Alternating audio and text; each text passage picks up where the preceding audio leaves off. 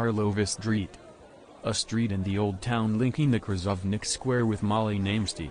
In the 12th century, the stone Judith Bridge was built at an ancient Vultova river crossing, and the importance of this street, connecting large marketplaces in the Old Town, the current Old Town Square, with the Prague Castle on the other side of the river, increased sharply.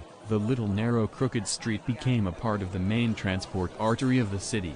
Residential houses and aristocratic palaces, which line the street, usually hide the remains of older structures under their Baroque facades. In many places, Gothic foundations have been preserved, and the history of some objects goes back to those times. The street has carried its current name since 1848.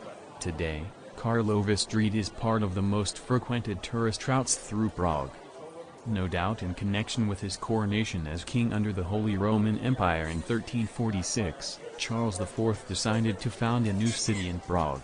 After he had achieved the city's independence within the church with the creation of the Archbishopric of Prague in 1344, the foundation of the new town was intended further to enhance the status of the city, which was the new residence of the king.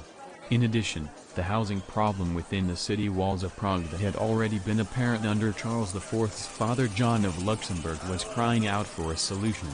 Many people, mostly poorer Czechs, had settled in suburbs situated at the base of the city walls, and the banks of the Vultova were almost continuously built over. What was original about Charles IV's action was that he chose, instead of creating an administratively dependent suburb, or an extension of the old town, as was the usual practice, to create in the new town an independent royal city with its own legal framework. Nevertheless, Charles planned a physical and legal union with the old part of town and decreed a common administration in 1367. However, primarily due to the opposition of the two town councils, this failed and had to be abandoned as little as 10 years later.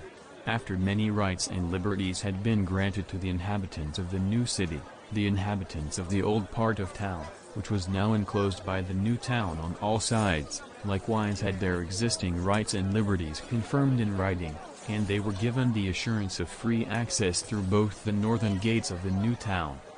Together with the establishment of the new town, the king made further efforts to increase the significance of the town. It was not only to be the new residence of the king and a center for scholarship. On April 7, 1348, Charles University was founded as the first university in Central Europe, and for the arts, but it was intended to become an important economic center in Central Europe.